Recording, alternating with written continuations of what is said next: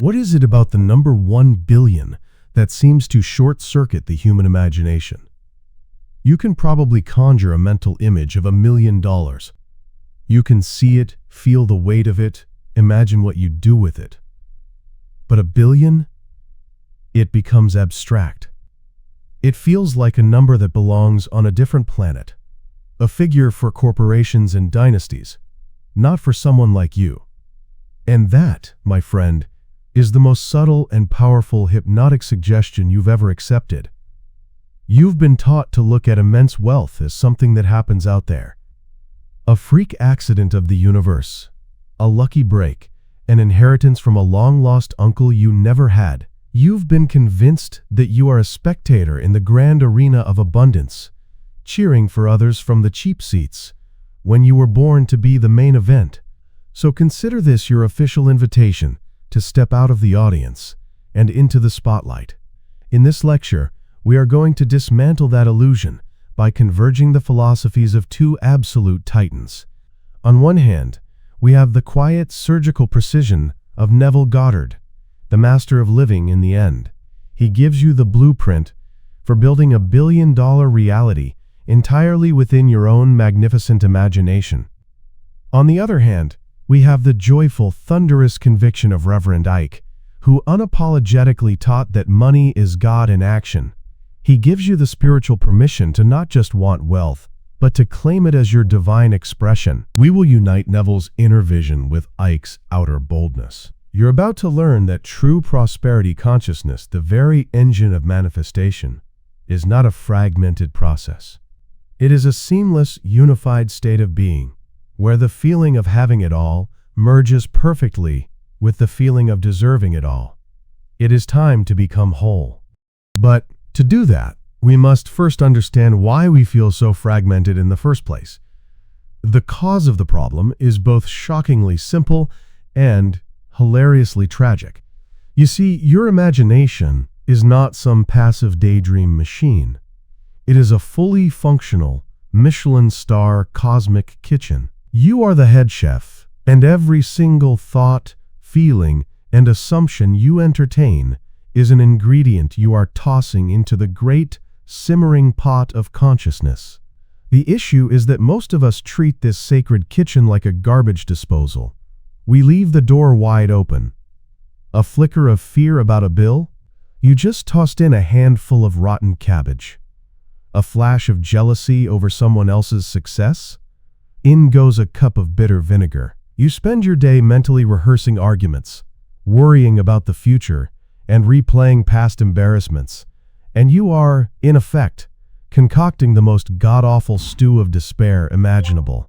Then, when the universe, who is the most obedient and literal waiter you have ever met, serves you this dish on the platter of your circumstances, you have the audacity to send it back. You complain about the taste, not realizing you wrote the recipe yourself.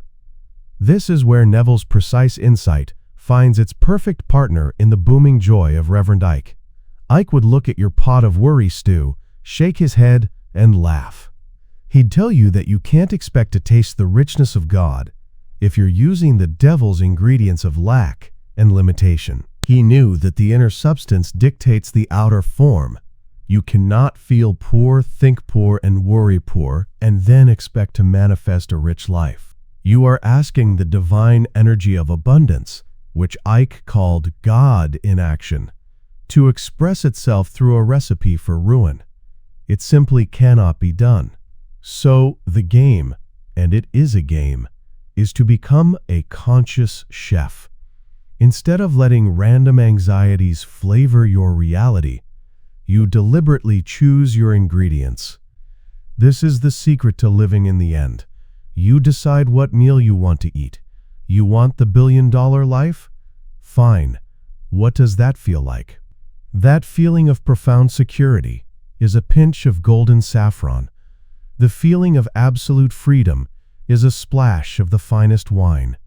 The joy of limitless generosity is a whole bundle of fresh, vibrant herbs. You stir these feelings into your imagination throughout the day. If you find this idea of becoming a cosmic chef exciting, if it's starting to click for you, do me a quick favor and give this a like, and be sure to subscribe for more 5-star recipes for reality. You don't strain and struggle to make this happen. You play. You savor the aroma of your own magnificent creation before it has even left the kitchen of your mind. This inner sensory experience, this joyful act of conscious creation, is the only cause. Everything else you see in the world, every dollar in your bank account, is just the effect. It is just the meal being served. Now this is where so many people drop the plate. You've been in the kitchen. You've been a magnificent cosmic chef. You've prepared the most exquisite billion-dollar feast in your imagination. The aroma is filling your entire being. But then you walk out of the kitchen and into the dining room of your life, looking like you're hoping someone will toss you a bread crust from their table. You can't do that. You cannot cook a meal for a king and then walk around with the posture of a pauper. Reverend Ike would look you square in the eye and say, "Get your back up off the wall. Stop walking into a room like you're apologizing for the air you breathe." You have to carry yourself as the person who has already received the blessing.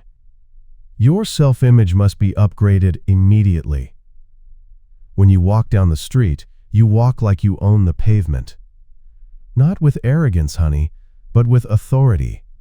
The authority that comes from knowing who and what you are. This means you stop shuffling and start striding. You stop mumbling and you start speaking with clarity, like your words have value, because they do. When you look at a beautiful car, you don't sigh and think, "One day." You nod and think, "Coming soon."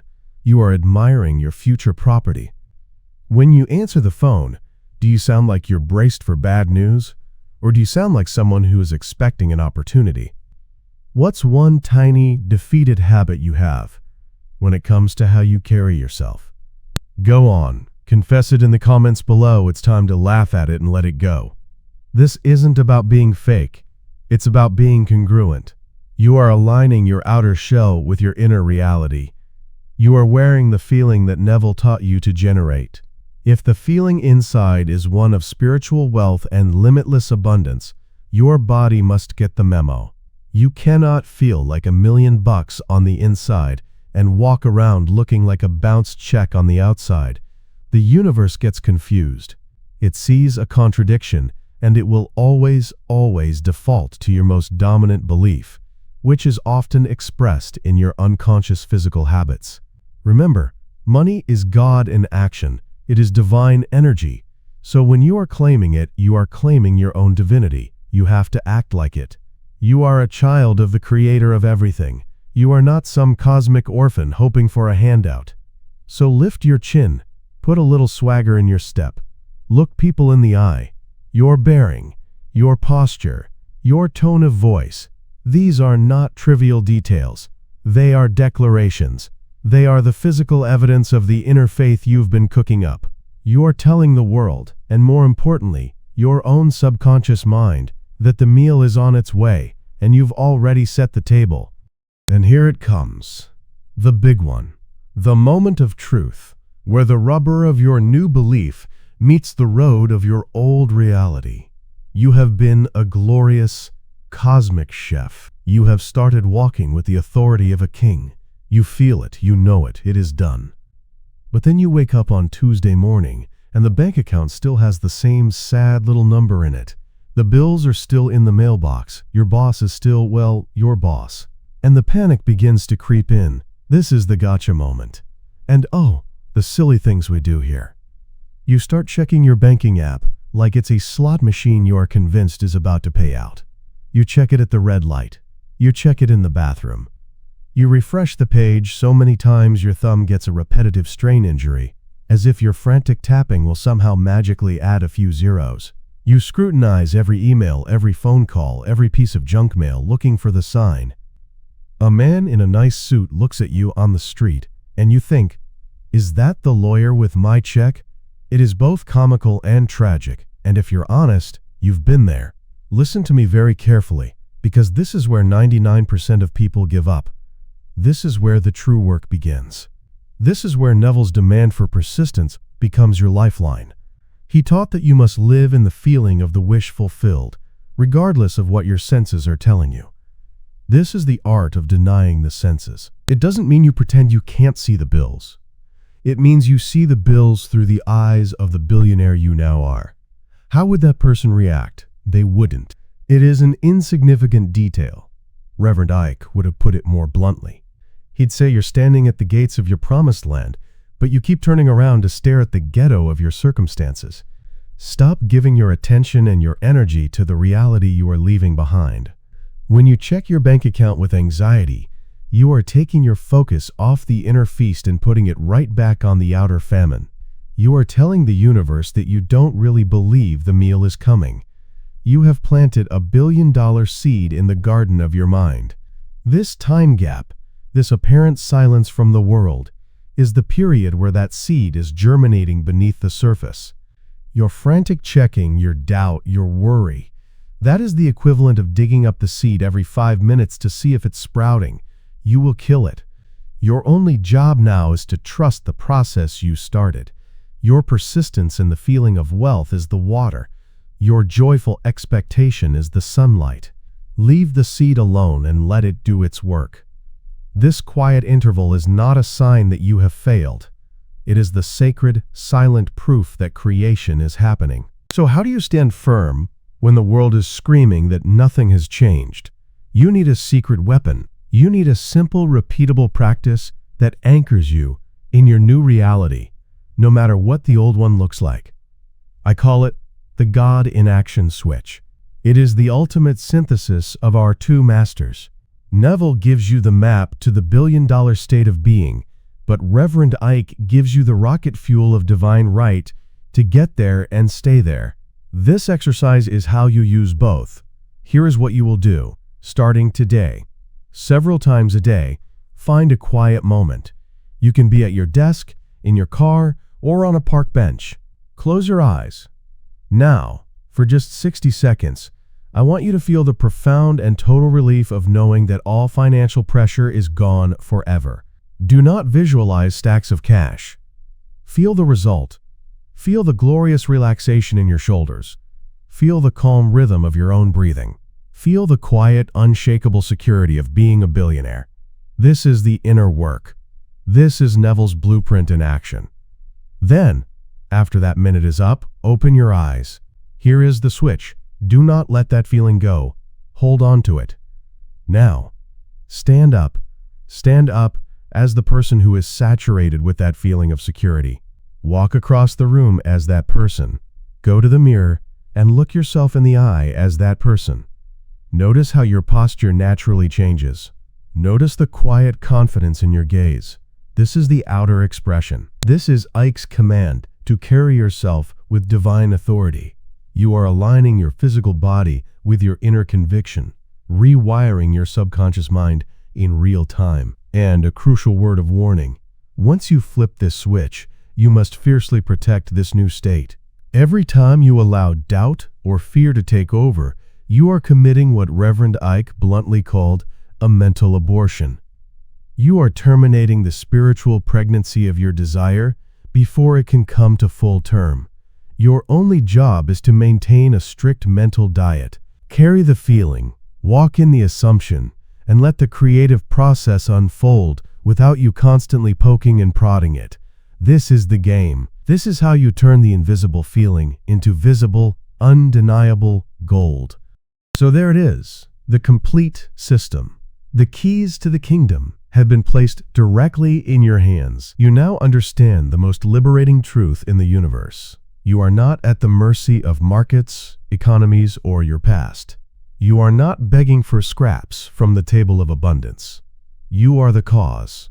You are the operant power. The entire world you experience is nothing more than your own consciousness pushed out, a perfect, holographic mirror reflecting the state you choose to occupy. Stop begging the mirror for a smile and decide to smile first. This is your final exam, and the only passing grade is embodiment. Burn this truth into the very marrow of your bones with one singular declaration. It is your ultimate I am. I am the divine authority that feels wealth into form. Say it until it is more real than the air you breathe. If you are truly ready to stop just learning this and finally start living it, To make this unified power your default setting, then subscribe and join us. We are done with theory, we are moving into mastery. This is the ultimate wealth mindset. Now go on and get out of here. Stop asking for a reservation. Stop waiting to be seated, you own the whole damn restaurant.